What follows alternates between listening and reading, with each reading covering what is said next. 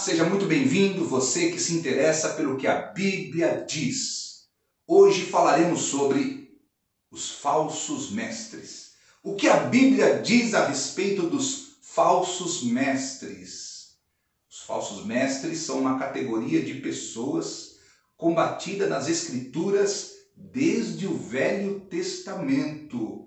E tão grave é a situação de um falso mestre que, quando você lê a Epístola de Judas, você vê que Judas estava enfurecido contra os falsos mestres, né? No versículo 3 ele diz logo assim: amados, enquanto eu empregava toda a diligência para vos escrever acerca da salvação que nos é comum, fui impelido a vos escrever para que batalheis pela fé, que de uma vez por todas foi entregue aos santos. E ali ele começa a falar sobre pessoas que se introduziram no meio da igreja, enfim, falsos mestres. Quem são os falsos mestres?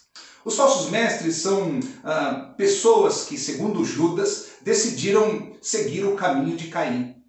Qual foi o caminho de Caim? Estabelecer o próprio padrão.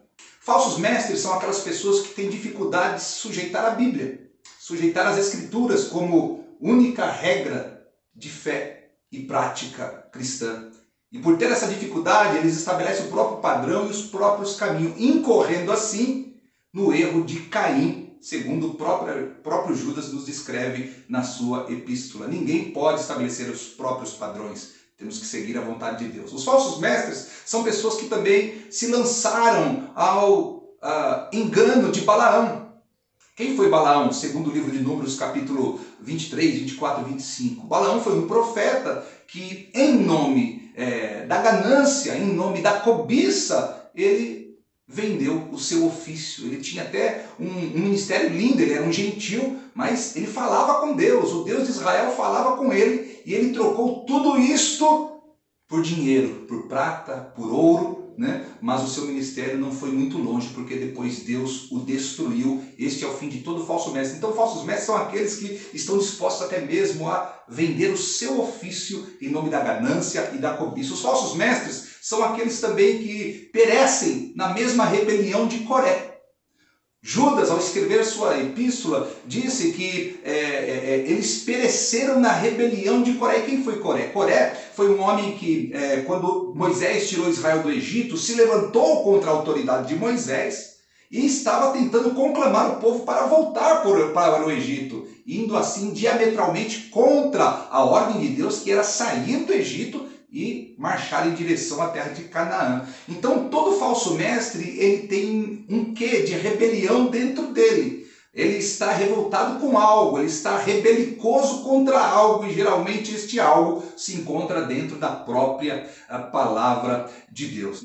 Por exemplo, Charles Taze Russell, fundador dos Testemunhas de Jeová, que na verdade no início eram chamados de estudantes da Bíblia.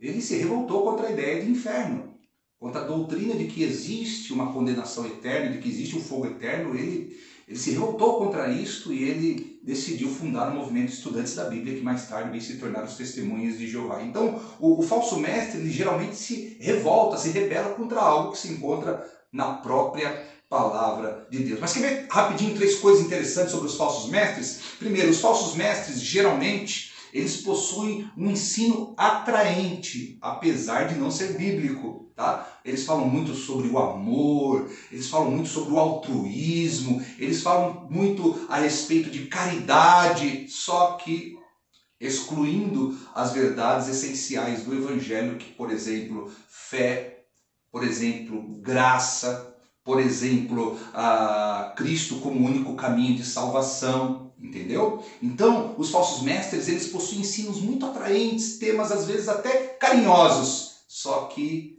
é apenas um disfarce para que eles possam trazer o que eles verdadeiramente pensam. Uma outra coisa interessante sobre o falso mestre é que geralmente eles buscam cristãos. Você nunca verá um falso mestre evangelizando na Cracolândia, tentando tirar alguém da rua, fazendo uma visita no hospital, visitando alguém doente. O falso mestre, ele quer aquela pessoa que é cristã, aquela pessoa que está firme na comunhão com Deus e com a sua igreja. O falso mestre, ele tenta desestabilizar aquela pessoa, ele tenta fazer com que aquela pessoa tenha a sua fé modificada através dos seus ensinamentos. Ele busca cristãos. Uma terceira coisa interessante sobre os falsos mestres é que muitos deles já foram cristãos verdadeiros. Muitos falsos mestres já foram cristãos verdadeiros. Por exemplo, tem um camarada aí hoje, acho que é Caio Fábio o nome dele.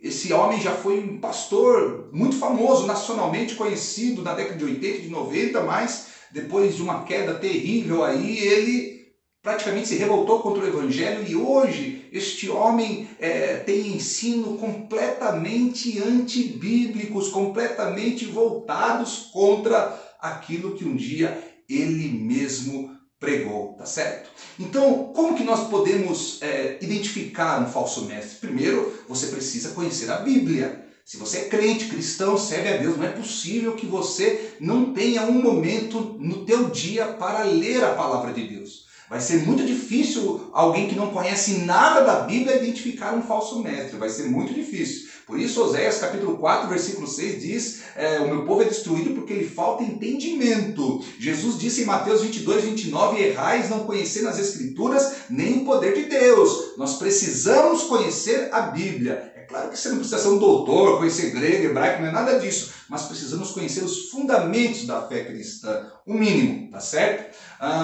Primeira coisa. Segunda coisa, para identificar um falso mestre, segundo a epístola de Judas, nós precisamos edificar a nossa vida na fé, na oração fervorosa, na presença do Espírito Santo.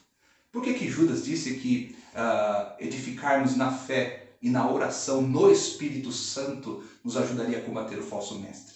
Porque lá na primeira epístola de João, capítulo 2, versículo 20, diz assim: vós tendes a unção que vem do Santo.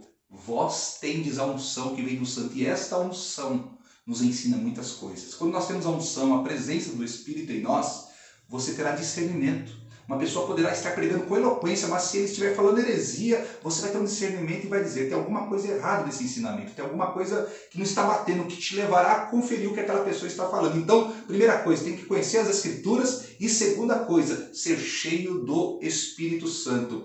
Terceira maneira de identificar um falso mestre: se ele te convidar a renunciar tudo que você tem aprendido até hoje. Se ele disser assim: olha, esqueça desde o dia do teu batismo nas águas, tudo que você aprendeu em escola dominical, tudo que você aprendeu nos cultos, tudo que o teu pastor te ensinou, tudo isso, esquece. Eu quero agora te mostrar uma nova visão da Bíblia, uma nova interpretação. E olha, esquece. Esquece, porque novidades geralmente são perigosas. A Bíblia, gente, é o que sempre foi e será o que sempre é. Porque a Bíblia não muda.